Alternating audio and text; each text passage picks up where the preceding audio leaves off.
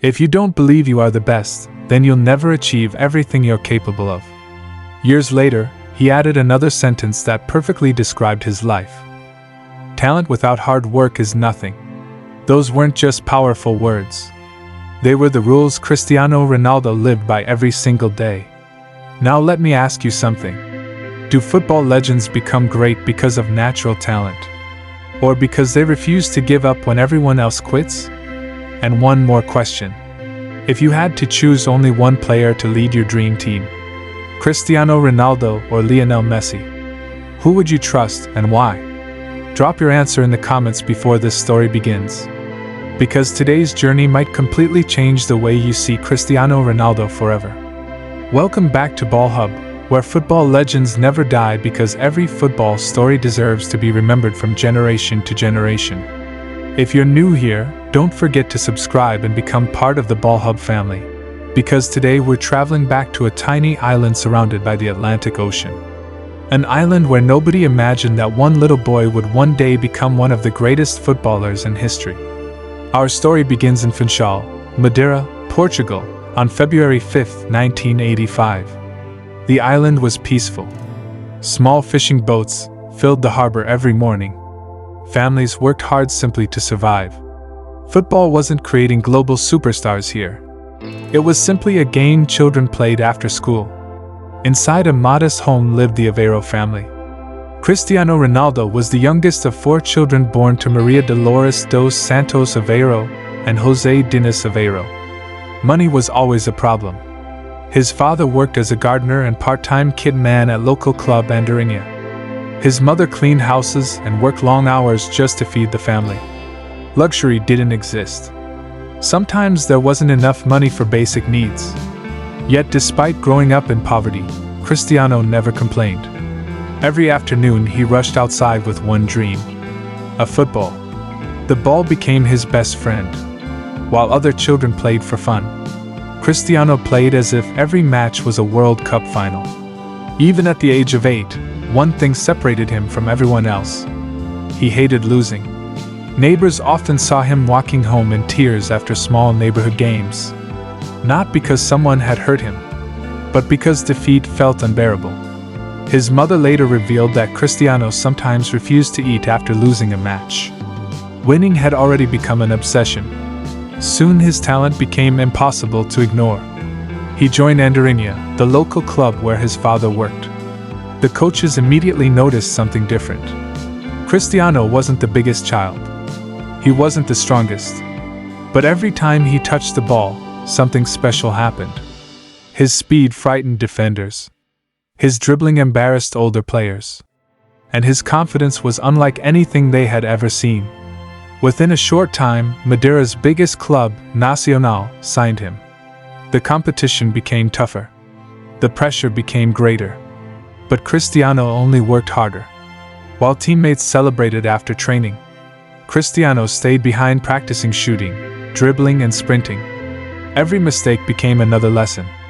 Every criticism became another reason to improve. Then came the moment that would change his entire life forever. Portugal's famous club Sporting CP invited the young boy from Madeira for trials in Lisbon. For many children, this would have been exciting. For Cristiano, it was terrifying. Accepting the opportunity meant leaving home at only 12 years old. Leaving his mother. Leaving his father. Leaving his brother and sisters. Leaving the only place he had ever known. His family cried. Cristiano cried too. But deep inside, he understood something few children his age could imagine. Sometimes, the road toward greatness begins with saying goodbye to everything you love. With only a small bag in his hands and enormous dreams inside his heart, Cristiano Ronaldo boarded the plane to Lisbon, completely unaware that this emotional goodbye was only the beginning of one of football's greatest stories. When 12-year-old Cristiano Ronaldo stepped off the plane in Lisbon, he wasn't welcomed as Portugal's next football superstar. He was simply another skinny teenager from Madeira trying to survive in one of the biggest football academies in the country. Everything felt different. A new city, new teammates, a new school. Even the accent he spoke made other children laugh at him. Some teammates mocked the boy from Madeira.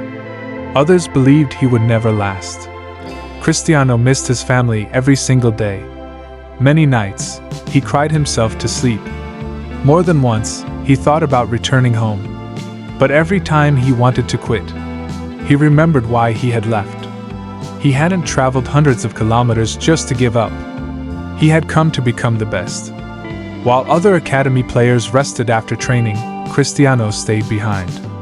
He practiced free kicks. He practiced dribbling. He practiced shooting with both feet. Hour after hour. Day after day. His obsession with improving became impossible to ignore. Soon, Sporting CP's coaches realized they weren't watching an ordinary teenager. They were watching someone willing to sacrifice everything for football. Then another challenge arrived.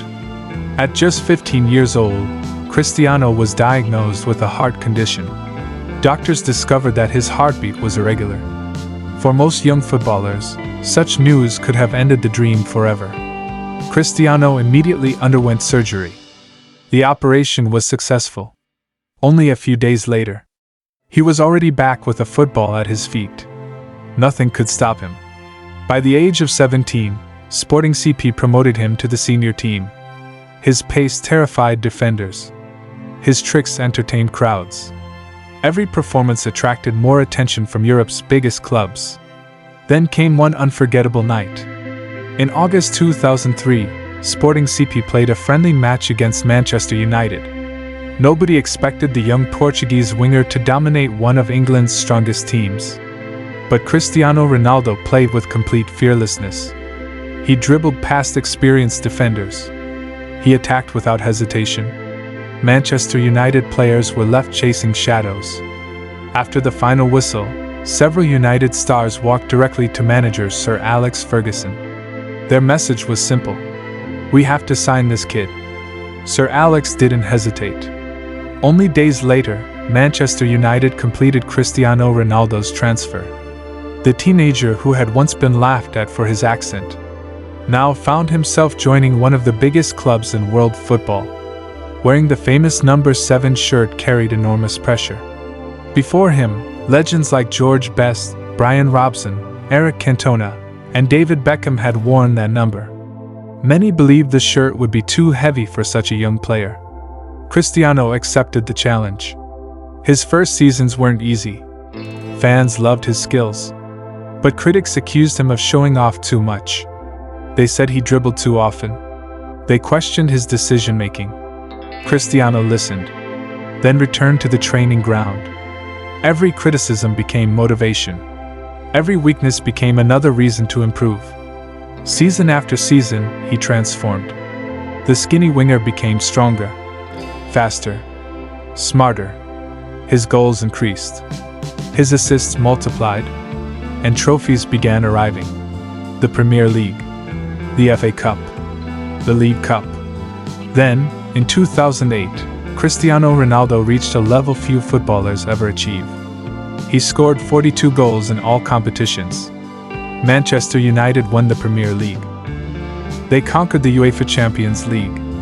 And Cristiano Ronaldo lifted his first Ballon d'Or, officially becoming the best footballer in the world. The little boy from Madeira, who once cried because he missed home, who was mocked by classmates, who survived heart surgery, had climbed to the top of world football. But Cristiano wasn't satisfied. He had conquered England. Now, a much bigger challenge was waiting for him in Spain. The football world was about to witness the beginning of the legendary CR7 era at Real Madrid. After conquering England, Cristiano Ronaldo arrived at Real Madrid with one mission: to become immortal. The pressure was unlike anything football had ever seen. The transfer fee broke world records. Millions expected instant success. Cristiano answered the only way he knew how: with goals. Season after season, he rewrote football history. He became Real Madrid's all-time leading goal scorer. He won 4 UEFA Champions League titles with the club. He collected 5 Ballon d'Or awards. Every stadium he entered knew one thing: Cristiano Ronaldo only needed one chance. Then came another dream. Not club football. His country. Portugal. For years, critics claimed Ronaldo could never lead Portugal to international glory. In 2016, he silenced them. Although injury forced him off the pitch in the UEFA European Championship final against France, he refused to stop leading. He stood on the touchline like a second coach, shouting instructions with tears in his eyes. When Portugal finally lifted the trophy, Cristiano Ronaldo cried. Not because he had won another medal, but because he had finally fulfilled a promise to his nation. 3 years later, Portugal lifted the first ever UEFA Nations League. Again, Cristiano stood at the center of history. But there was still one dream left: the FIFA World Cup. Every football fan knew how much it meant to him. World Cup after World Cup, Cristiano carried the hopes of an entire nation. Sometimes Portugal came close. Sometimes heartbreak arrived too early. Yet Ronaldo never stopped believing. By the time the 2026 FIFA World Cup arrived, he was no longer the young winger who dazzled defenders. He was a veteran, a captain, a living legend. Many believed it would be his final appearance on football's biggest stage. Every time he stepped onto the pitch, fans knew they were watching history. Children who had grown up shouting "Sir" were now adults.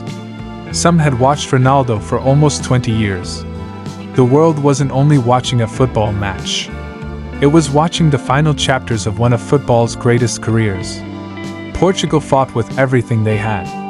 Cristiano continued to inspire his teammates, proving that leadership isn't measured only by goals, but by courage, by sacrifice, by refusing to surrender.